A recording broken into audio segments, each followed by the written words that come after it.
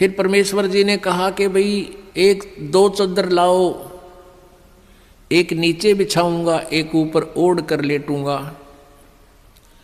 फिर परमेश्वर ने पूछा कि भाई बिजली खां पठान तुम सेना किस लिए लाए हो, वीर देव सिंह बघेल तुम सेना किस लिए लाए हो। दोनों ने नीचे गर्दन कर ली, आज सामने सामने खड़े थे। दूसरे हिंदू और मुसलमान कहने लगे, हिंदू कहने लगे कि हम आप जी के शरीर को इन मुसलमान काफरों के हाथ नहीं लगने देंगे, हम आपके शरीर का अंतिम संस्कार हिंदू रीति से करेंगे। मुसलमान कहने लगे हम इन हिंदू काफरों के हाथ आपका शरीर नहीं लगने देंगे, हम आपके शरीर का अंतिम संस्कार अपने हिसाब से करेंगे, और यदि ऐसा नहीं हुआ तो हम युद्ध करके शरीर प्राप्त करेंगे। अब परमेश्वर ने कहा रे बोले आदमियों, निकम्यों, 120 वर्ष हो गए मैंने तुम्हें शिक्षा देते ने, आज तक तुम मेरे शिक्षाओं का इतना ही पालन कर पाए हो। आज भी तुम हिंदू और मुसलमान दो बने खड़े हो। खबरदार दे तुमने झगड़ा किया तो मेरे से बुरा नहीं होगा। और सुन लो, इसके अंदर मेरा शरीर नहीं मिलेगा तुम्हें। लेकिन यह जच्चा ना थी उनके। फिर भी अगर तुमने झगड़ा नहीं करना है, एक चदर तुम ले लेना, एक मुसलमान ले लेंगे, एक हिंदू ले लेंगे, और चदरों के बीच में जो भी वस्तु मिले आधी आधी बांट लेना। तुम लड़ियो ना भाई, ना तो विनाश हो जाएगा, गृह युद्ध शुरू हो जाएगा, आपसी जुल्म हो जाएगा, महाभारत से भयंकर युद्ध हो जाएगा। लेकिन उनके मन में न्यू थी कि एक बार गुरुजी शरीर छोड़ दे फिर तुम आप देख लेंगे। हाँ, फिर हम न मानना किससे कि नहीं, अपने हिसाब तक कराएंगे हम। अब परमात्मा ने ऐसा ही किया, शरीर तो उनका साथ ही गया था, छोड़ा नहीं था। लेकिन क्या हुआ, जितने सबके समान था, सब जैसे चादर ओढ़ी थी ऊपर के और शरीर के ओढ़ा हुआ जैसे महसूस होता, इतने ही शरीर के आकार के फूल बन गए सुगंधित। अब इस बात में ब्राह्मण मानने क्यों कर, क्योंकि सारी जनता में ढंडोरा पीट रखा कि वामरनिया तो गधा बनेगा, नरक जाएगा। तो परमात्मा वहां से चल पड़े। 120 वर्ष की का शरीर था, कबीर परमेश्वर जी दिखा रहे थे अपना। वैसे उनका शरीर की कोई आयु नहीं है, परमात्मा की कोई आयु नहीं होती। उन्होंने एक लीला में शरीर दिखाया था, एक जनसाधारण की तरह एक जीवन जीकर अपने हाथों से कर्म करके अपना निर्वाह करके दिखाते हैं, एक लीला करते हैं। वो प्रत्येक युग में आते हैं। 120 वर्ष की आयु शरीर की दिखा रहे, ऐसे महसूस हो रही थी, और काशी से पैदल चल पड़े। उनके साथ वीर देव सिंह बघेल काशी नरेश भी अपनी सेना लेकर चल पड़ा, और काशी के बहुत से व्यक्ति दर्शनार्थ चल पड़े।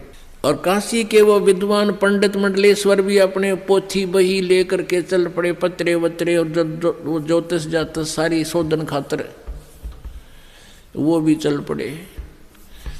वीर देव सिंह बघेल सेना इसलिए लेकर चला था कि मैं गुरुदेव जी के शरीर को यहाँ लाऊंगा जब ये शरीर छोड़ देंगे, और हिंदू रीति से इनका अंतिम संस्कार करेंगे। हम मुसलमानों के हाथ अपने गुरु जी के शव को नहीं जाने देंगे। अब बिजली खां पठान मुसलमान को जब ये पता चला कि गुरुदेव यहाँ आ रहे हैं, और काफी व्यक्ति भी दर्शनार्थ आ रहे हैं, और गुरुजी यहाँ पर अपना जीवन लीला अंत करेंगे, और वीरदेव सिंह काशी नरेश हिंदू के इरादे से भी परिचित हुए कि वो शरीर को लेकर जाएंगे। तो बिजली खां पठान ने भी अपने मुसलमानों से सलाह की। तो मुसलमानों ने कहा कि हम अपने गुरुदेव के, अपने पीर के शरीर को हिंदुओं को नहीं देंगे, हम मुसलमान रीति से अंतिम संस्कार करेंगे, और यदि ये नहीं मानेंगे तो आपस में युद्ध भी करके प्राप्त करेंगे। जब परमेश्वर कबीर जी वहाँ पहुँचे तीसरे दिन पैदल चल के, क्योंकि बनारस से काशी से मगहर लगभग 200 किलोमीटर के आसपास है। तो बिजली खां पठान से ने प्रणाम किया, कहो गुरुदेव।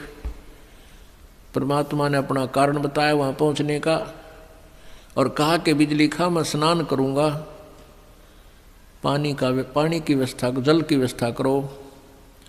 बिजली खां पठान ने कहा गुरुदेव जल ला रखा आपके लिए, शुद्ध जल स्नान के लिए। परमेश्वर ने कहा कि कबीर जी ने कहा कि मैं बहते पानी में दरिया में स्नान करूँगा। अब बिजली खां पठान ने कहा कि यहाँ एक दरिया बहती थी, आमी नदी, लेकिन वो भगवान शंकर ने श्राप दे रखा है, उसका पानी खत्म हो गया, वह सूखी पड़ी है।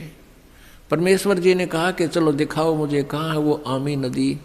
जहाँ परमेश्वर खड़े थे वहाँ थोड़ी सी दूरी पर, 2-3 एकड़ के दूरी पर, 600 फुट की दूरी पर वो दरिया सूखी पड़ी थी। परमात्मा ने वहाँ खड़ा होकर साथ में हजारों की संख्या में दर्शक, और परमेश्वर ने ऐसे किया था हाथ से संकेत, जैसे ये ट्रैफिक का सिपाही करा करे, ऐसे कर दिया। क्या देखते हैं कि थोड़ी सी दूरी पर एक बहुत बड़ा धमाका हुआ और एकदम पानी से भरकर नीचे से पानी इतना जोर से निकला और पूरी दरिया भरकर चल पड़ी। बोलो सतगुरुदेव।